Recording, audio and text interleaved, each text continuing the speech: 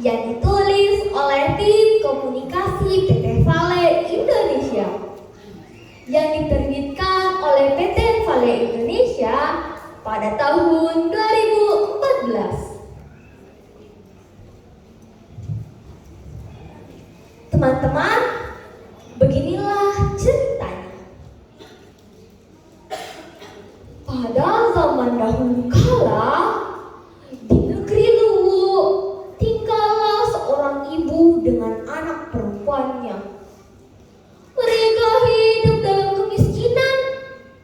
Rumah mereka hanyalah gubuk kecil dengan beratapkan rupiah dengan satu kamar tidur. Namun orang-orang di kampung selalu menjadikan mereka sebagai teladan kerukunan hubungan ibu dan anak. Setiap pagi buta, sang ibu berangkat ke kebun peninggalan suaminya yang sudah meninggal. Sang anak menyiapkan makanan.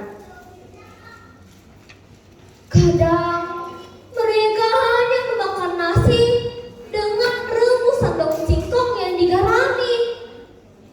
Meski demikian, keduanya tetap tabah menghadapi hidup dan tidak pernah mengeluh. Ketika sang anak tumbuh menjadi seorang gadis yang cantik, tabiat ibu tiba-tiba berubah. Dia menjadi suka marah-marah. Sang anak tak tahu apa penyebabnya. Padahal dia mulai membantu sang ibu di kebun.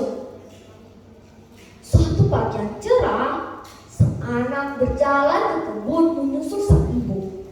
Sang anak bertemu dengan seorang bapak tua. Orang tua itu mengatakan, "Kamu bukanlah anak kandung dari sang ibu. Kamu hanya anak pungut yang ditemukan di hutan belakang rumah." Mendengar penuturan itu, pecahlah tangis sang anak sambil menangis seduh-seduh.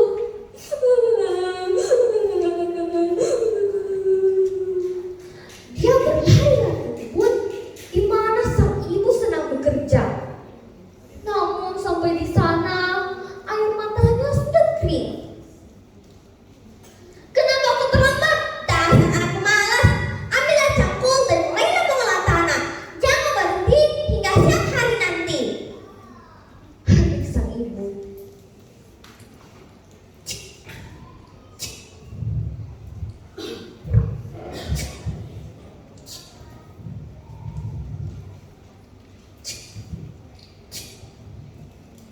Belum cukup, sang ibu teriak kepada sang anak, "Hei, jangan loyo, cangkul itu harus kuat," perintahnya.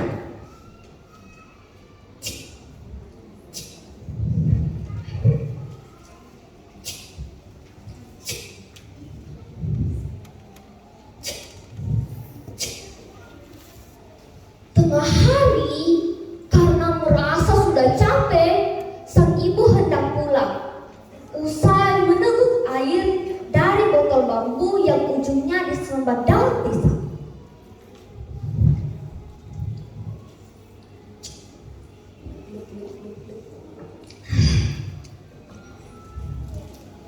Dia berkata kepada sang anak, "Jangan berhenti sebelum pekerjaan itu selesai. Besok aku mau menanam sayur, paham?" "Iya, Bu, paham."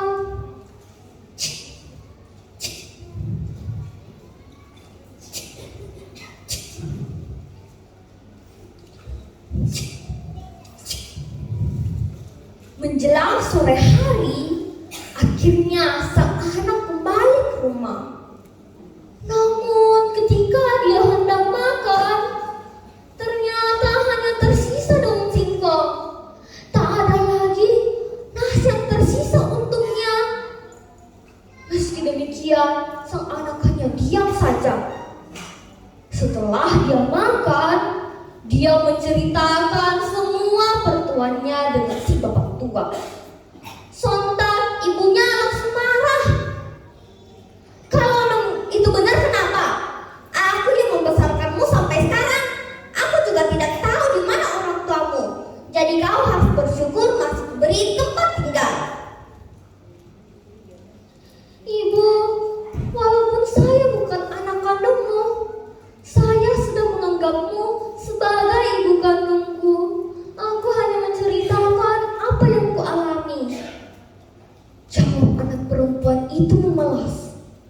Sambil menunduk, ia meneteskan air mata. Setelah hari itu, kehidupan mereka tak lagi rukun. Setiap sang anak telat menanak nasi, sang ibu langsung memarahinya.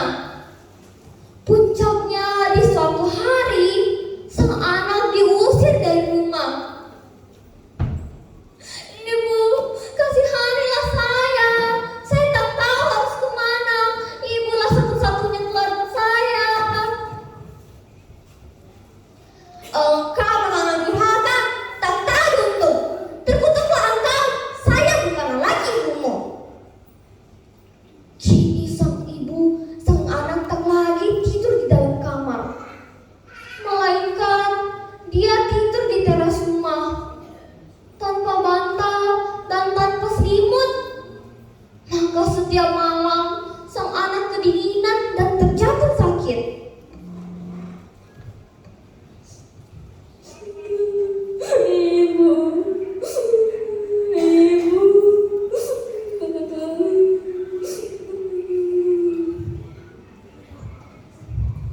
Suatu sore hari, sang anak baru saja menyalakan api di tungku untuk menanak nasi. Ibunya baru saja datang dari kebun. Ibunya langsung marah besar melihat makanannya belum siap. Dirampasnya sendok nasi dari tangan sang anak, dipukulkannya kepada sang anak. Karena tak tahan kesakitan, akhirnya sang anak berlari keluar rumah. Dia berlari dan terus berlari hingga dia sampai di tepian sungai yang penuh dengan batu-batu besar.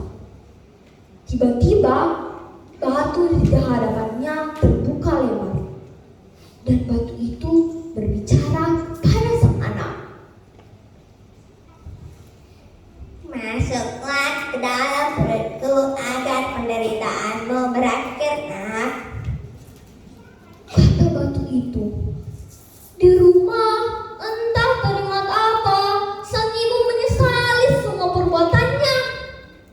Maka dia pun segera berlari menyusul sang anak. Melihat sang ibu datang, sang anak malah makin ketakutan. Dan batu itu berbicara lagi kepada sang anak. Segeralah masuk ke dalam perutku, wahai anakku. Kata batu itu lagi. Akhirnya sang anak melompat ke dalam batu. Sang ibu pun berteriak kepada sang anak, "Jangan anakku, jangan, maafkan ibu!" teriaknya.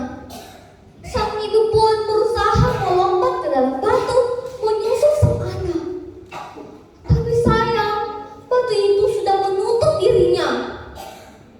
Di ujung batu hanya terlihat rambut sang anak yang panjang dan hitam. Sang ibu pun menarik rambut itu.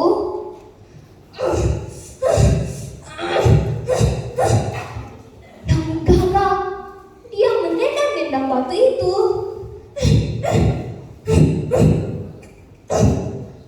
Namun tetap gagal. Akhirnya sang ibu hanya bisa menangis meraung-raung. Berhari-hari dia tidak makan dan tidak minum. Sepanjang hari dia hanya memeluk batu itu dan mencium anak sang anak.